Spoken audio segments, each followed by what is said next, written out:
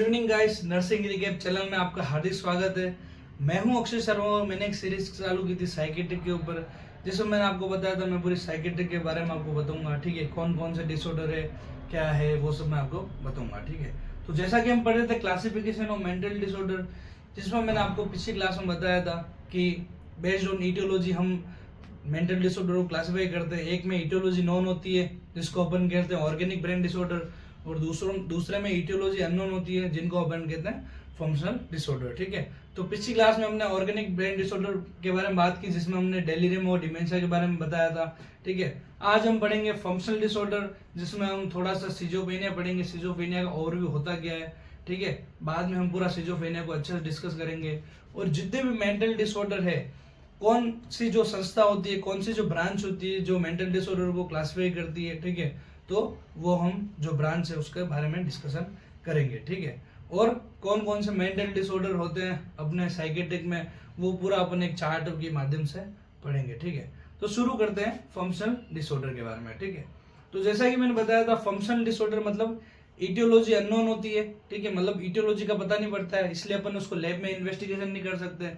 जैसे कि स्ट्रेस हो गया। ठीक है, स्ट्रेस का ऐसा कोई मशीन नहीं बना है जिससे अपन स्ट्रेस को माप सकते हैं। ठीक है, और फंक्शनल डिसऑर्डर में जो न्यूरॉन्स होते हैं वो होते हैं नॉर्मल होते हैं। ठीक है, तो फंक्शनल डिसऑर्डर क्या होता है, ईटियोलॉजी अननोन होती है और जो न्यूरॉन्स होते हैं वो नॉर्मल होते हैं। जैसे कि एग्जांपल हो गया स्ट्रेस। ठीक है, अब मान लो फंक्शनल डिसऑर्डर में सिम्टम आए। ठीक है, तो दो चीज होती है, एक तो क्या होता है पेशेंट को पता होगा अपने सिम्टम्स के बारे में, दूसरा पेशेंट को पता नहीं होगा अपने सिम्टम के बारे में। ठीक है, तो पता होगा अगर सिम्टम के बारे में पता है मतलब इनसाइट प्रेजेंट है, मतलब पेशेंट अवेयर है अपने बारे में। ठीक है, उसको अपन बोलते हैं इनसाइट।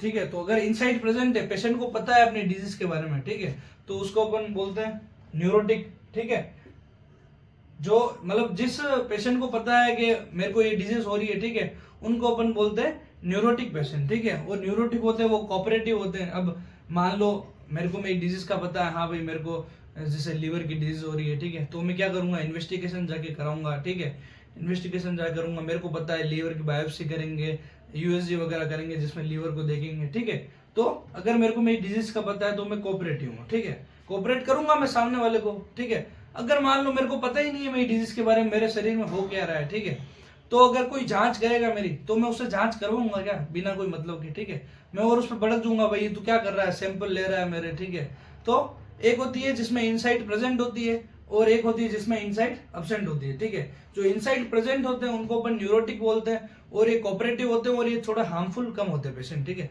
दूसरा अपन बात करें जिन पेशेंट में इनसाइट एब्सेंट होता है। ठीक है, मतलब उनको अपने डिजीज या साइन एंड सिम्टम के बारे में पता ही नहीं होता है। ठीक है, तो उनको अपन बोलते हैं साइकोटिक डिसऑर्डर। ठीक है, तो मैंने आपको बताया था psychotic is used for mainly दो साइकोटिक सिम्टम देखे जाते हैं। ठीक है, डिल्यूजन एंड हेलुसिनेशन। और जो साइकोटिक वाले पेशेंट होते हैं, इनसाइट एब्सेंट होती है, नॉट अवेयर ऑफ डिजीज, अपनी डिजीज के बारे में पता नहीं होता है। ठीक है, इसलिए ये कोऑपरेटिव नहीं होते, मतलब नॉन कोऑपरेटिव। ठीक है, जैसे किसी को अपनी डिजीज के बारे में पता ही है और अपन उसके बारे पर टेस्ट कर रहे हैं, उसका सैंपल ले रहे हैं, तो वो भड़क ही जाएगा ना कि भाई मेरे को कोई डिजीज है ही नहीं, तो फिर भी तुम मेरे से सैंपल क्यों ले रहे हो। तो उसको अपने डिजीज के बारे में पता नहीं होता है। ठीक है, उसको अपन बोलते हैं साइकोटिक डिसऑर्डर। ठीक है, और जैसा कि मैंने बताया था पिछली क्लासेस में कि साइकोटिक डिसऑर्डर के मोस्टली दो कॉमन साइन और सिम्टम होते हैं, क्लासिकल साइन होते हैं, जिसको अपन बोलते हैं डिल्यूजन एंड हेलुसिनेशन। ठीक है, तो delusion and hallucination are the classical sign of psychotic disorder. ठीक है, तो मोस्ट फेमस डिसऑर्डर मतलब major disorder of psychotic branch का जो भी मेजर डिसऑर्डर है उसको अपन बोलते हैं सिजोफ्रेनिया। साइकेट्रिक का सबसे बड़ा डिसऑर्डर है सिजोफ्रेनिया। ठीक है, जो क्या होता है फंक्शनल डिसऑर्डर में आता है। ठीक है, और फंक्शनल डिसऑर्डर में भी कौन से, जो साइकेट्रिक डिसऑर्डर है उसमें आता है। इसमें क्या होता है, ईटियोलॉजी पता नहीं होती। ठीक है, और जो न्यूरॉन्स होते हैं वो नॉर्मल होते हैं। ठीक है, तो थोड़ा सिजोफ्रेनिया के बारे में आपको बताता हूँ। ठीक है, सिजोफ्रेनिया मेनली दो वर्ड से बना होता है, सिजो और फ्रेनिया। सिजो मतलब टू स्प्लिट और फ्रेनिया मतलब माइंड, मतलब माइंड में कुछ स्प्लिट हो जाना या माइंड में कुछ डेविएशन हो जाना। ठीक है, उसके कारण जो ये साइन और सिम्टम दिखते हैं, डेल्यूजन और हेलुसिनेशन, उसको अपन बोलते हैं सिजोफ्रेनिया। ठीक है, तो सिजोफ्रेनिया के अगर बारे में अपन थोड़ा डिस्कशन करें तो सिजोफ्रेनिया के बारे में क्या लिख सकते हैं, it is a functional psychotic disorder. Functional और कौन सा साइकोटिक डिसऑर्डर है सिजोफ्रेनिया। दूसरा ईटियोलॉजी अननोन होती है और न्यूरॉन्स आर नॉर्मल।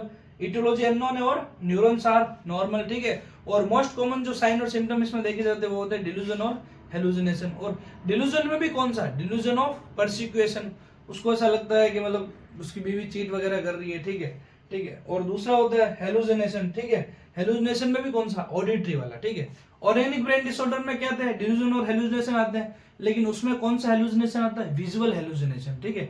और सिजोफ्रेनिया में कौन सा दिखता है, ऑडिटरी हेलुसिनेशन, ठीक है। तो ये आपको पता होना चाहिए, कॉम्पिटिटिव पॉइंट ऑफ व्यू से यहाँ से बहुत बार क्वेश्चन पूछा गया है कि जो सिजोफ्रेनिया में कौन से टाइप का हेलुसिनेशन देखा जाता है, ऑर्गेनिक ब्रेन डिसऑर्डर में कौन सा टाइप का हेलुसिनेशन देखा जाता है। तो आपको पता होना चाहिए कि सिजोफ्रेनिया में ऑडिटरी हेलुसिनेशन देखा जाता है, और डिल्यूजन होता है वो डिल्यूजन ऑफ परसिक्यूशन देखा जाता है, और ऑर्गेनिक ब्रेन डिसऑर्डर में विजुअल हेलुसिनेशन देखा जाता है, ठीक है।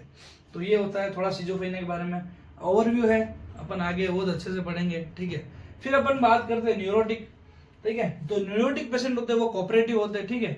लेकिन इसमें क्या होता है, ये फंक्शनल डिसऑर्डर तो होते हैं, लेकिन इसमें डिल्यूजन और हेलुसिनेशन नहीं देखा जाता है, ठीक है। इसमें डिल्यूजन और हेलुसिनेशन नहीं देखा जाता है। जो न्यूरोटिक पेशेंट होते हैं उनमें क्या होता है, ग्रुप ऑफ सिम्टम दिखते हैं, ठीक है। जैसे न्यूरोटिक डिसऑर्डर में आते हैं ओसीडी वगैरह हो गया, एंजाइटी डिसऑर्डर हो गया, ठीक है। इसमें क्या होता है, ग्रुप ऑफ सिम्टम आते हैं, जैसे किसी को एंजाइटी होगी किसी चीज से, ठीक है, तो उसका क्या होगा, बीपी बढ़ जाएगा, हार्ट रेट बढ़ जाएगी, ठीक है। तो ग्रुप ऑफ सिम्टम्स आते हैं, ठीक है। स्वेटिंग होने लगेगी, ठीक है, अकेला रहने लगेगा, ऐसा वैसा बहुत सारे ग्रुप ऑफ सिम्टम अकर होते हैं, ठीक है। तो जो न्यूरोटिक पेशेंट है वो कोऑपरेटिव होते हैं, ठीक है। इसमें डिल्यूजन और हेलुसिनेशन नहीं होता है, लेकिन इसमें क्या देखे जाते हैं, ग्रुप ऑफ सिम्टम्स देखे जाते हैं, ठीक है। दूसरा कोऑपरेटिव होते हैं और अवेयर अबाउट ओवन डिजीज, मतलब उनको अपनी डिजीज के बारे में पता होता है, ठीक है। तो ये होता है न्यूरोटिक एंड साइकोटिक, ठीक है। तो एक बार और बता देता हूँ, न्यूरोटिक मतलब अपनी डिजीज के बारे में अवेयर है, इनसाइट प्रेजेंट है, ठीक है। इसमें डिल्यूजन और हेलुसिनेशन नहीं देखा जाता है, मतलब ग्रुप ऑफ सिम्टम देखे जाते हैं, ठीक है। ये कोऑपरेटिव होते हैं और इन पेशेंट को अपनी डिजीज के बारे में पता होता है, ठीक है। दूसरा साइकोटिक की बात करें तो इसमें इनसाइट एब्सेंट होती है, मतलब पेशेंट को पता नहीं होता कि मेरे साथ कौन सी डिजीज हो रही है, मेरे साथ क्या हो रहा है, ठीक है। दूसरा ये नॉन कोऑपरेटिव होते हैं, मतलब कोऑपरेट नहीं करते हैं, ठीक है। और इसमें जो क्लासिकल साइन होते हैं वो होते हैं डिल्यूजन और हेलुसिनेशन, ठीक है। और सिजोफ्रेनिया की बात करें तो सिजोफ्रेनिया क्या है, फंक्शनल साइकोटिक डिसऑर्डर है, जिसमें क्या होता है, न्यूरॉन पेरेकाइमा नॉर्मल होता है, ठीक है, मतलब neurons are normal, etiology unknown होती है, और मोस्ट कॉमन जो साइन और सिम्टम वो देखे जाते हैं delusion of persecution and auditory hallucination, ठीक है। तो ये एक छोटा सा ओवरव्यू है, जब आगे हम सिजोफ्रेनिया पढ़ेंगे पूरा डिटेल से, जब आपको एकदम पूरा क्लियर हो जाएगा कि सिजोफ्रेनिया होता क्या है, ठीक है। अब अपन बात करें, अपन जो डिसऑर्डर्स पढ़ रहे हैं, ठीक है, मतलब मैं आपको एक भी चार्ट बताऊंगा पूरा डिसऑर्डर्स का, पूरे जो जितने भी डिसऑर्डर है साइकेट्रिक में वो क्लासिफाई किए गए हैं। अब उन जो डिसऑर्डर है उनको क्लासिफाई करता कौन है, ठीक है। जैसे ऑर्गेनिक ब्रेन डिसऑर्डर के अंदर डेलिरियम डिमेंशिया है, ठीक है। न्यूरोटिक डिसऑर्डर के अंदर एंजाइटी डिसऑर्डर, ओसीडी वगैरह ये सब है, ठीक है। फंक्शनल डिसऑर्डर के मतलब साइकोटिक डिसऑर्डर के अंदर सिजोफ्रेनिया वगैरह ये सब है, ठीक है। तो इन डिसऑर्डर को क्लासिफाई कौन करता है, ठीक है। तो दो ब्रांच होती है, पहली होती है आईसीडी और दूसरी होती है डीएसएम, ठीक है। तो आईसीडी की बात करें, international statistical classification of disease and related health problem, ठीक है। तो आईसीडी की फुल फॉर्म में होती है international statistical classification of disease and related health problem, ठीक है। तो इसके अंदर क्या होता है, आईसीडी क्या करती है, साइकेट्री की ही नहीं, जितने भी डिसऑर्डर है, जितने भी मतलब एमएसएन से रिलेटेड, एनाटॉमी, फिजियोलॉजी, जितने भी डिसऑर्डर है उन सबको ये क्लासिफाई करती है A to Z, ठीक है। मतलब A to Z ये करती है, सारे डिसऑर्डर को इसने क्लासिफाई कर रखा है, ठीक है। तो it cover all disease given by WHO के द्वारा दी गई है ये संस्था, ठीक है। और लेटेस्ट जो है मतलब आईसीडी 10 दिया था 1992 में, अभी आईसीडी 11 का जो है वो भी हो रहा है, ठीक है। तो आईसीडी 10 1992 में दिया था लास्ट इसने, जिसमें कितने 22 चैप्टर थे, ठीक है। मतलब 22 चैप्टर थे, वो ओवरऑल डिसऑर्डर की बात हो रही है, मतलब जितने भी डिसऑर्डर है ना अपने मतलब दुनिया में, या फिर पूरी अपन माने जितने भी डिसऑर्डर प्रेजेंट है उनको कितना 22 चैप्टर में क्लासिफाई किया गया है, ठीक है।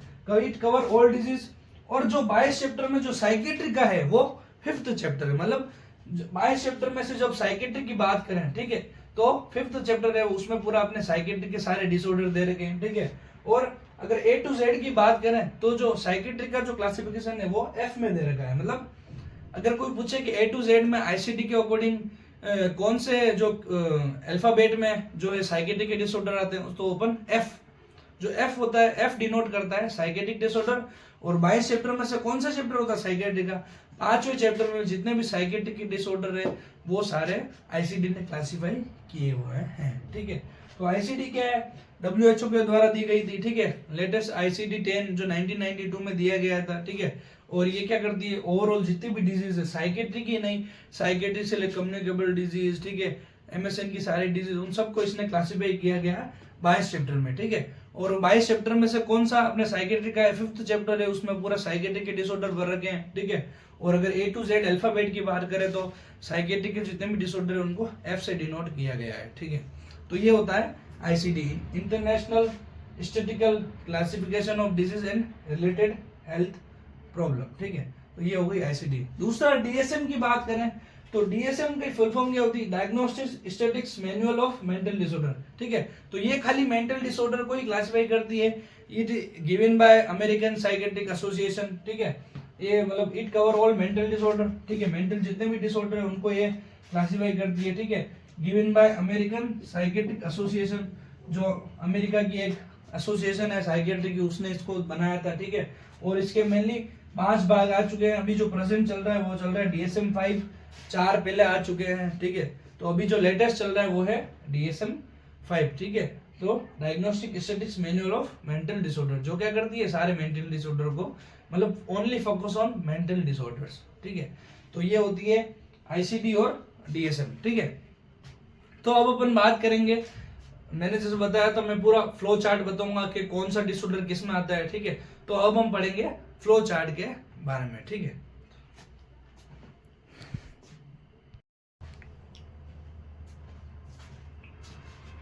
ठीक है, तो गाइस जो मैंने बताया था मेंटल डिसऑर्डर का फ्लो चार्ट पढ़ेंगे, ठीक है। कौन सा डिसऑर्डर किस में आता है, ठीक है।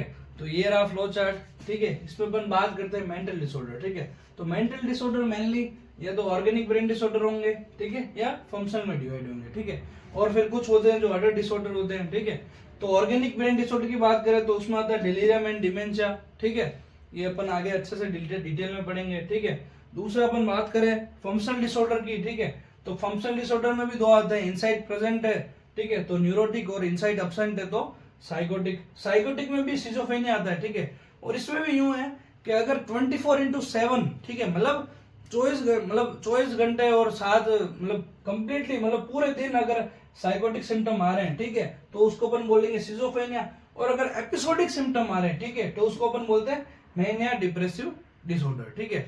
तो मैनिया डिप्रेशन पढ़ेंगे इसमें अपन, ठीक है, सिजोफ्रेनिया पढ़ेंगे, ठीक है। और न्यूरोटिक डिसऑर्डर की बात करें, ठीक है, मतलब इनसाइट प्रेजेंट होती है, बंदा कोऑपरेटिव होता है, ठीक है। जैसे एंजाइटी डिसऑर्डर हो गया, ओसीडी हो गया, ऑब्सेसिव कंपल्सिव डिसऑर्डर, ठीक है, स्ट्रेस रिलेटेड जो भी डिसऑर्डर हो गए, ठीक है, डिसोसिएटिव डिसऑर्डर, सोमेटोफॉर्म डिसऑर्डर, ठीक है। तो ये सारे डिसऑर्डर अपन न्यूरोटिक में क्लासिफाई करते हैं, ठीक है। और आगे अपन इसको बहुत अच्छे से पढ़ेंगे एक डिसऑर्डर को, ठीक है। फिर अपन बात करते हैं कुछ अदर डिसऑर्डर होते हैं, जैसे पर्सनैलिटी डिसऑर्डर हो गया, सब्सटेंस अब्यूज डिसऑर्डर हो गया, ईटिंग डिसऑर्डर हो गया, चाइल्ड साइकेट्रिक हो गई, स्लीप डिसऑर्डर हो गया, सेक्सुअल डिसऑर्डर हो गया, ठीक है। तो ये सारे क्या होते हैं? अदर डिसऑर्डर मतलब जो भी साइकेट्रिक से रिलेटेड अदर डिसऑर्डर है वो सब इसमें आते हैं, ठीक है। तो ये रहा फ्लो चार्ट, ठीक है। तो आज के लिए इतना ही बस, ठीक है। नेक्स्ट क्लास में हम पढ़ेंगे जो भी मैनेजमेंट होता है मेंटल डिसऑर्डर का, ठीक है, थेरेपीज वगैरह पढ़ेंगे, ठीक है। नेक्स्ट क्लास से अपन हम थेरेपीज जो भी यूज होती है साइकेट्रिक में वो सारी हम स्टार्ट करेंगे, ठीक है। तो thank you so much guys.